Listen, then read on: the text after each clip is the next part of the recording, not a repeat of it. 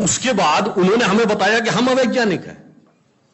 आज भी आप बताइए, उत्तर भारत में उतना नहीं दिखता, दक्षिण भारत के मंदिरों में जाइए, नवग्रह बने हैं तो सूर्य केंद्र में है कि धरती केंद्र में है? सूर्य के 7 किरणें होती हैं, 7 घोड़े सूर्य के बने कि नहीं मंदिरों में? अब बताइए, ऐसा हमारे दिमागों में भर दिया जाता है। हम लोगों ने भी विज्ञान में पढ़ा कि सबसे पहले 9 ग्रहों की खोज किसने की? केपलर ने। Kepler's law of planetary motion. हम सब ने, जिसने फिजिक्स पढ़ी होगी 10वीं 11वीं 12वीं में, कभी न कभी Kepler's law of planetary motion पढ़े होंगे कि केपलर ने सबसे पहले बताया कि 9 ग्रह होते हैं। अब ये बताइए, इधर जब हम पूजा करते हैं तो पंडित जी हाथ में जल ले क्या बोलते हैं? ब्रह्मा मुरारी त्रिपुरांतकारी भानु शशि भूमि सुतो बुधश्च और गुरुश्च शुक्र शनि राहु केतु सर्वे ग्रहा शांति करो भवन्तु। अब ये 9 ग्रहों के नाम केपलर बताए थे कि पंडित जी बताए हैं? और हजारों साल से बता रहे हैं। और उसमें मजे की बात यह है कि मंगल के लिए भूमि सुत यानी भूमि का बेटा, धरती का बेटा शब्द है। या अब जाके साइंस ने यह कन्फर्म किया है कुछ समय पहले कि एक थ्योरी है कि कभी एक जमाने में बहुत बड़ा एस्टेरॉयड टकराया था कि धरती से, और धरती का एक टुकड़ा अलग हो गया था। वही टुकड़ा बाद में मंगल बन गया और भूमि सुत हमारे यहां लिखा हुआ मंगल के पर्यायवाची में भूमि नंदन भूमि सुत जैसे शब्द हैं। अब आप देखिए क्या वैज्ञानिकता है और कैसे उसको इसमें सम्मिलित किया गया। मैंने क्यों बताया? हमारे यहां विज्ञान और धर्म इस कदर एक मत है कि ये उनकी बुद्धि परप्लेक्स हो जाती है कि कैसे हो सकता है। अब मैं शून्य पे आता हूं।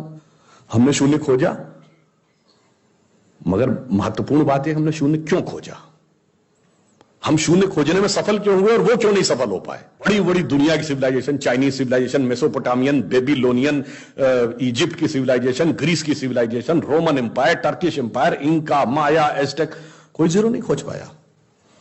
उसका कारण यह है कि जो भी विज्ञान के विद्यार्थी हैं वो शून्य का महत्व समझते हैं। किसी संख्या को आप जितने से डिवाइड करते हैं, x डिवाइडेड बाई n, उसका रिजल्टेंट होता है। जैसे आप n की वैल्यू कम करते चले जाते हैं, रिजल्टेंट बढ़ता जाता है। यानी किसी संख्या को x बटे 20 से x बटे 10 का मान ज्यादा होगा, x बटे 5 उससे ज्यादा होगा, x बटे 4, 3, 2, और जब x डिवाइडेड बाई 1 होगा तो क्या होगा? x हो जाएगा। इसका मीनिंग जानते क्या है? अब मैं आपको बताता हूं ये किस ढंग से हमारे व्यवहारिक जीवन और चेतना का हिस्सा था। आप लोग कभी ये सोचिए कि आपको जीवन में क्या अच्छा लगता है और अच्छा लगना क्या है। मैं बिल्कुल साइंटिफिक एक्सप्लेनेशन की बात कर रहा हूं।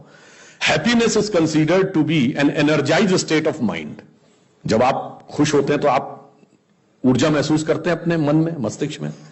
अब आपने माना मुझे अमुक गाड़ी से घूमना अच्छा लगता है, अमुक कपड़ा पहनना अच्छा लगता है, अमुक चीज खाना अच्छा लगता है, फला मोबाइल मिल जाए अच्छा, फला जगह घूमने को मिल जाए, से 20 थिंग्स। तो your energised state of mind is associated with 20 things. वो इंटेंगल्ड हो गई है 20 जगह। अब आप अपने मन में सुख के लिए उन 20 वस्तुओं पे आश्रित हैं, तो x डिवाइडेड बाई 20 है। अब मान लीजिए आपने आत्म संयम किया और 5 चीजों से अपना मन हटा लिया, तो x डिवाइडेड बाई 15 हो गया। नेट रिजल्टेंट बढ़ गया। क्यों? वो ऊर्जा जो उन 5 पदार्थों के साथ संलिप्त थी वो आपने बचा ली, तो वो आपके अंदर रह गई। तो by law of conservation of energy आपका एनर्जी लेवल बढ़ गया। जब आप x बाई 10 पे आ गए, एनर्जी लेवल और बढ़ गया। और संयम किया, 5 चीजों पे आ गए, एनर्जी लेवल और बढ़ गया। अब इसके आगे की यात्रा जो 5 चीजें हैं, उसके आगे की यात्रा x बाई 5 के ऊपर की यात्रा थोड़ी कठिन चुनौतीपूर्ण है। ये सिर्फ सन्यासी कर पाते हो। 5 चीजें क्या हैं?